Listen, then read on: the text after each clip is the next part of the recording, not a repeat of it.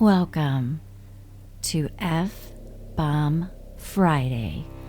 I am your host, Tracy Preston, along with my husband, Todd. Hey, hon. Hey, baby. Are you ready? I am ready. Let's hit it. Imagine standing on a cold, quiet street in a small Midwestern town where time seems to have paused under the weight of its own history. There, just beyond the glow of a street lamp, looms a grand old house. Its elegant silhouette, a stark contrast against the darkness of the approaching night. Across the narrow road sits a solitary mausoleum, surrounded by a low stone wall, its threshold cold and uninviting. But tonight, something feels different. A wind whispers, a glow flickers, and somewhere in the silence, a baby's cry echoes out into the night. On today's episode of F-Bomb Friday, we're telling you the tale of the Beeson Mansion in Niles, Michigan. A story of grief, obsession, and a haunting that refuses to rest.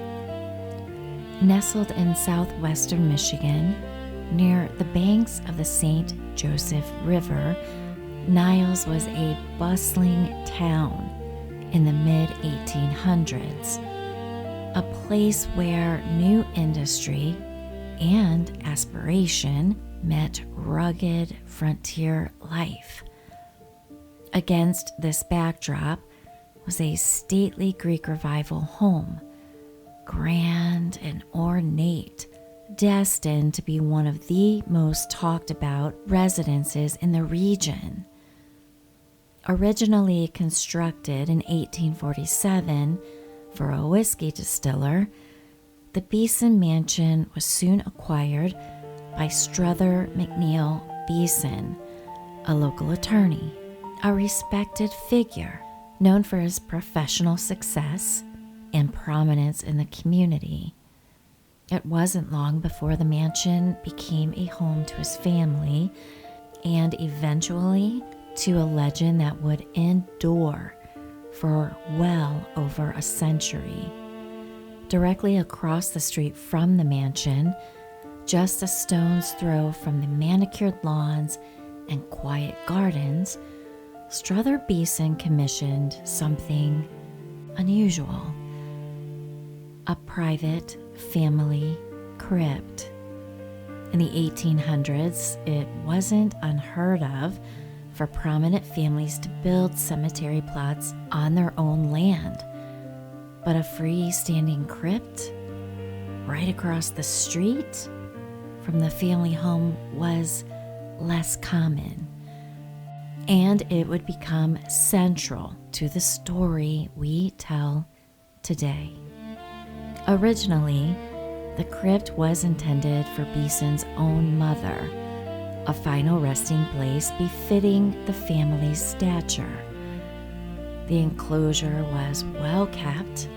It had marble walls, trimmed grounds, and urns of flowers, a small park-like area that concealed a far darker narrative.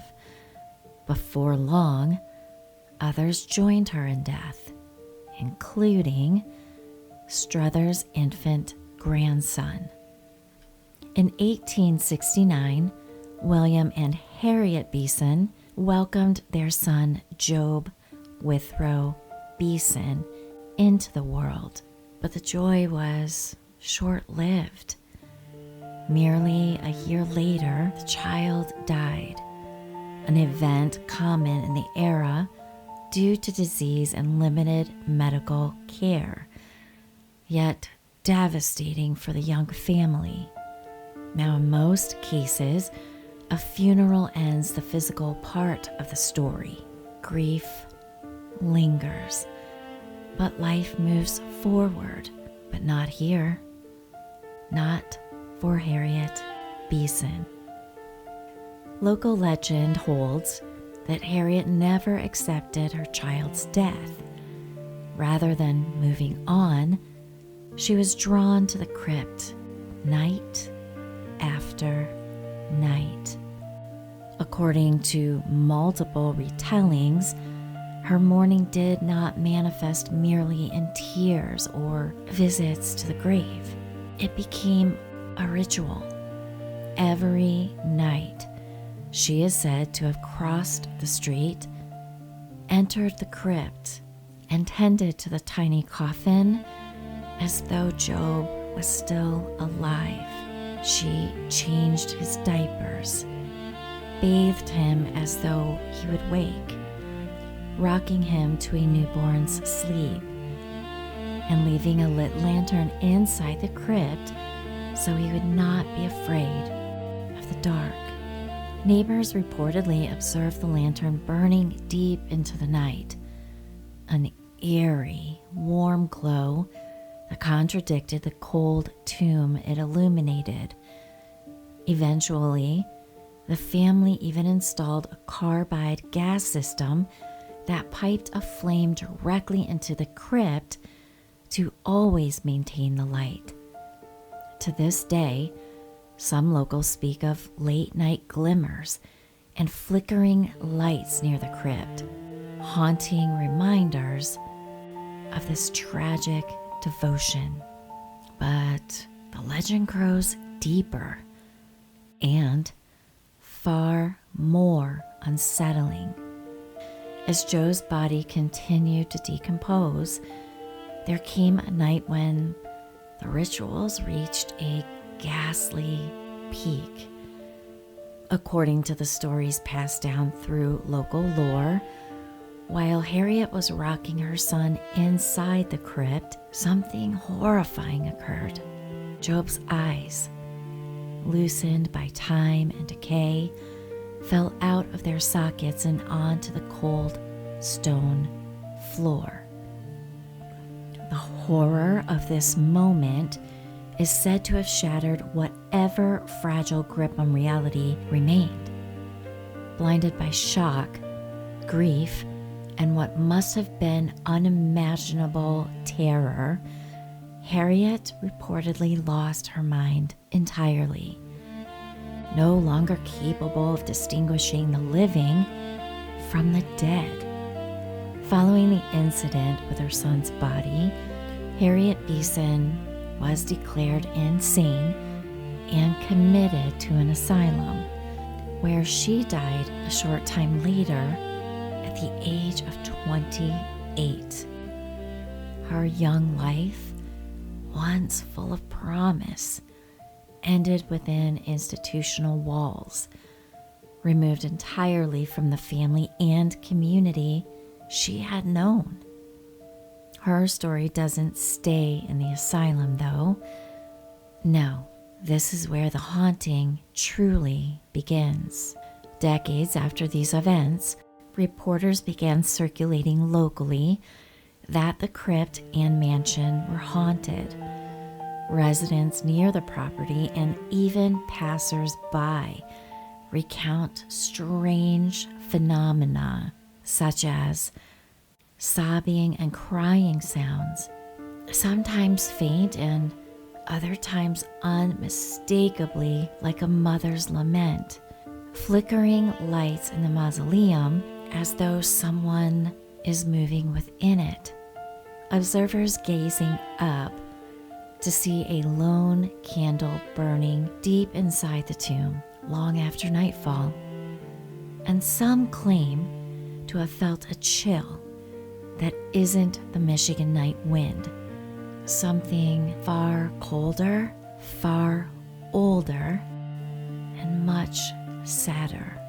Some legends even suggest that the ghost of Harriet herself wandered the grounds, forever searching for her child.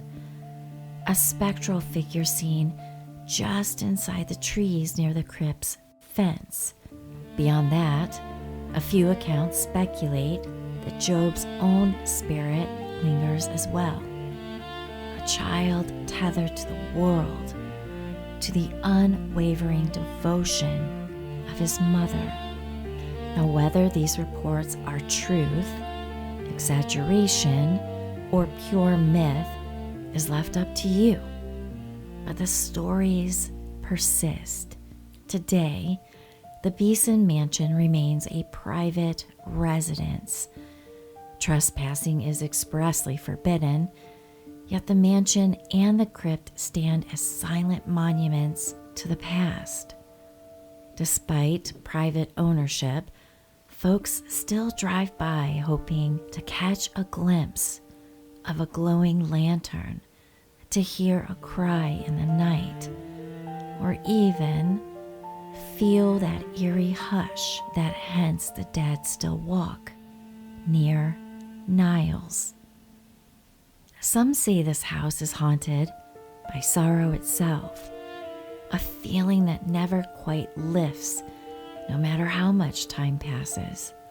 Stories like the Beeson Mansion are haunted long before they become legend. They are haunted by loss and the ways we try, and sometimes fail, to cope with what we cannot accept. Whether you believe in spirits, ghosts, or restless energy, there's something profoundly tragic about a parent's love. It doesn't end with death. Some say it transcends it. Others say it traps the soul instead. So the next time you find yourself driving down a quiet road at night and you see a light flickering in a place it shouldn't be, maybe, just maybe, it's not the wind swaying in the trees. Maybe it's someone who still hasn't said goodbye. The story of the Beeson Mansion curse does not end with a scream, or a shadow in a hallway, or the faint sound of crying carried through aging walls. It ends the way so many stories like this do, unresolved. The mansion still stands in Niles, brick and mortar, holding more than just architectural history. Houses like this become containers. They collect laughter, illness, secrets, and grief. They absorb arguments whispered behind closed doors and prayers spoken when hope is running thin. And if the stories are true, they hold on to something else as well. A child. Not a legend created for tourism, not a Halloween prop, but the possibility of a life that was brief, fragile, and perhaps forgotten by history, but not by whatever lingers there. That's the part that unsettles people the most, because when investigators describe the sound of an infant crying in an empty room, when guests report the sensation of being watched from floor level, when a baby monitor captures static that rises and falls like breath, it forces a question that is far more uncomfortable than any jump scare. What if the energy of trauma doesn't dissipate? What if places remember? The Beeson Mansion has worn many faces over the decades. Family home, gathering place, business, landmark. Generations have passed through its doors, and yet, across time, one consistent thread keeps surfacing. Presence of a child that no one can see, but many claim to feel. Some believe it is a residual energy, like an echo imprinted into the structure itself. A moment of grief replaying over and over and over without awareness. A psychic scar in the environment. Others believe it is intelligent. A spirit that reacts. One that grows quiet when acknowledged gently. One that becomes restless when mocked or challenged. And then there are those who reject it entirely, who say, old houses settle, pipes knock, wind slips through the unseen cracks, and the human brain fills in the rest. That once you plant the idea of a crying infant into someone's mind, every creak becomes confirmation. Infant mortality in the 19th and early 20th centuries was heartbreakingly common. Families endured losses we can barely comprehend today, and often those losses were grieved quietly, privately, without headlines, and the weight of grief so heavy that it never goes away. And sometimes folklore becomes the only memorial left. This story, whether people want to believe it or not, is, I think, absolutely the most heartbreaking story you've ever written. Yeah, it's very disturbing. First of all, because anything having to do with children is very, very upsetting. And I can't even imagine, and I wouldn't want to ever imagine what this mother went through. And what many mothers went through during that time. You know, a lot of children were dying, a lot of people were dying. There was a lot of sicknesses with no cures. It was a devastating time for many families back then. Right. I mean, the mid to late 1800s, child loss was common. Yeah. I mean, what do? You don't have the medicines, the knowledge. Right. It's horrible. And it didn't matter. It didn't matter if your family was wealthy or not. Everybody was subject to the same tragedies. It's always difficult to hear, even if you're not a parent, but if you're a parent, the thought of losing a child at any age, but to lose such a young child, I just couldn't imagine. I mean, you have all your hormones going and you're just getting into a new life. I wouldn't be able to promise you that I wouldn't have lost my mind either. Put me in the nuthatch, I'm done. Yeah. I would be so heartbroken. And sadly, I've been to a funeral of a very close friend of mine where they lost their baby, and it affected me deeply and everyone else that was there. It's just something that that will always stay with me. I'll never forget it. As I was going through the story, because I saw that kind of break in at the time, she was my best friend. And the mansion still stands today, and so does the crypt across the street. It has exchanged ownership several times, obviously, over the years. The new owners apparently are very well at maintaining the mansion, and they say mansion. I've looked at pictures. I would just say it's a very large, well-to-do house. I wouldn't necessarily describe it as a mansion, but it's a big house, and it's cool, and it's got great architecture. Well, back then, it was a mansion. Yeah. Not by today's standards, but it was very typical, like colonial looking home. Gothic revival. Mm-hmm. From what I understand, the new owners, they do host hunting excursions there, so I think it's probably invitation only to certain individuals. I don't think it's just open to the public, but it's pretty neat.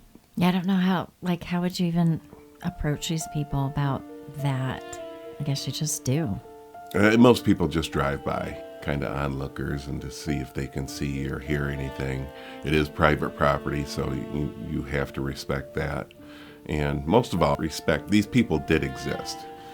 Whether the story is true or not, these are real people in real history, and their legacy should be more than just a spooky story, for sure. Agreed. Well, thanks for such a sad story. I'm sorry. They all can't be happy, bubbly, funny, and I mean, it's definitely lore in Michigan, for sure. Well, do you want to sign us out, hun? I sure do. You better lock your doors. You better lock your windows. And you might just want to check under your bed. And if I see this poor mother under there, I might give her a big hug. So thank you, everyone. Thanks, everybody. And we will see you again on Mail-Us Monday for Season 11. Stay curious, stay spooky, and of course, stay respectful. We will see you on Monday.